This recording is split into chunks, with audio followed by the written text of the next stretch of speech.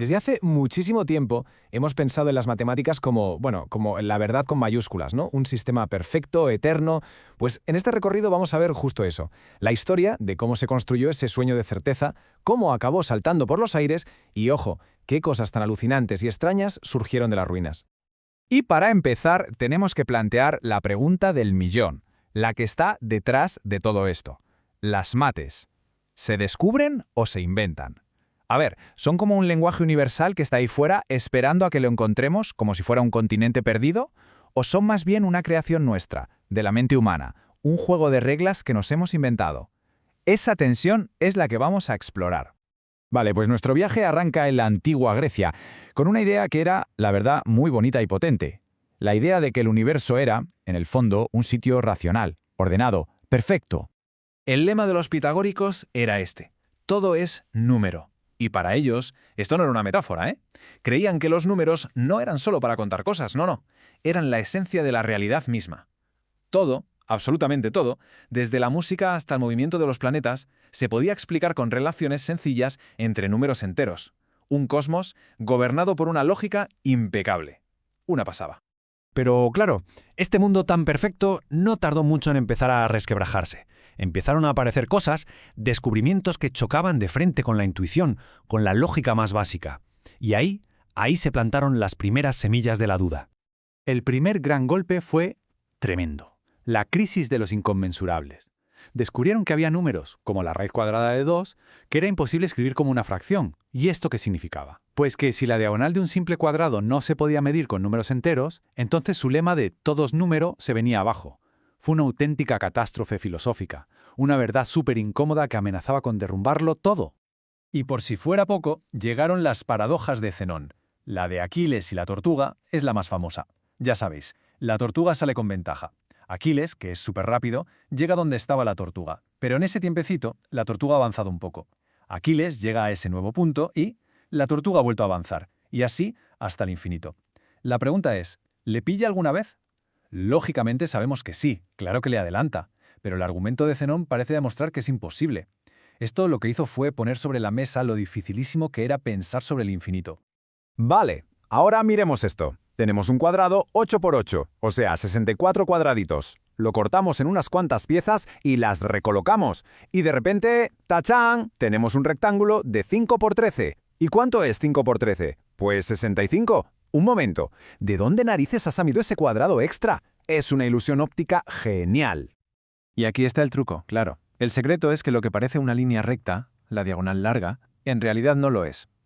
Es una línea que está un poquito quebrada. Hay un hueco diminuto, casi invisible, y el área de ese cuadrado fantasma está en realidad repartida a lo largo de esa falsa diagonal. Es un ejemplo perfecto de cómo nuestra intuición nos puede jugar una mala pasada, y de por qué no podemos fiarnos de lo que parece obvio o evidente.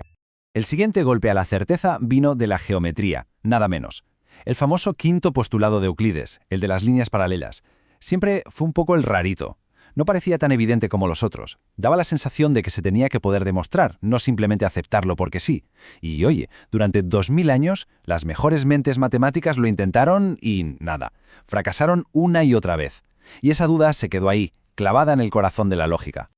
Y ahora viene lo bueno. Vamos a ver cómo este fracaso tan sonado no llevó a la destrucción, sino todo lo contrario. Fue el pistoletazo de salida para uno de los saltos creativos más alucinantes de la historia. La idea que lo cambió todo fue radical. En vez de empeñarse en demostrar el postulado, ¿y si simplemente suponemos que es falso y vemos qué pasa? Y lo que pasó no fue el caos, fue la creación de geometrías totalmente nuevas y coherentes. Fijaos en la tabla. En la geometría de Euclides, la del cole, por un punto exterior a una recta pasa una sola paralela. Pero en la elíptica no pasa ninguna, y en la hiperbólica pasan infinitas. De repente, la verdad geométrica ya no era única, había varias. Las matemáticas no eran un único mapa que descubrir, sino mundos enteros que se podían inventar. Y claro, esta revolución no fue fácil. El propio Gauss, que era el príncipe de los matemáticos, un genio absoluto, reconoció que tenía miedo de la burla de los ignorantes si publicaba sus ideas. Esto nos da una idea de lo fuerte que era el dogma. Ir en contra de 2 milenios de verdad matemática era un acto de una valentía intelectual brutal. Esta explosión de geometrías creó una nueva crisis. A ver, si hay varias matemáticas, ¿cuál es la buena? ¿Están todas bien construidas? En medio de toda esta incertidumbre, a principios del siglo XX, un matemático se propuso una misión titánica: lanzar un último y grandioso intento para recuperar la certeza de una vez por todas. Ese hombre era David Hilbert, y su plan era de una ambición increíble. Quería primero escribir todas las matemáticas en un único lenguaje formal, y luego demostrar dos cosas sobre ese sistema. Uno, que era completo, o sea, que cualquier cosa que fuera verdad se podría demostrar. Y dos, que era consistente, es decir, que nunca, jamás te llevaría a una contradicción. Si lo conseguía, las matemáticas se convertirían en una especie de máquina perfecta de fabricar verdades. ¿Un sueño? Y con esto llegamos al clímax de la historia. El momento en que un lógico jovencísimo y casi desconocido llamado Kurt Gödel lo cambió absolutamente todo. Aquí tenemos el duelo final. Por un lado, el sueño de Hilbert, su fe ciega en que la razón podía demostrar cualquier verdad. Y por el otro, la realidad de Gödel, su conclusión demoledora, que siempre habrá verdades que se nos escapen, que la certeza absoluta es, en realidad, un sueño inalcanzable. El resultado fue un mazazo. Usando una lógica de hierro, los teoremas de incompletitud de Gödel reventaron los dos pilares del programa de Hilbert. El primer teorema demostró que la completitud era imposible, y el segundo que la consistencia no se podía demostrar desde dentro del propio sistema.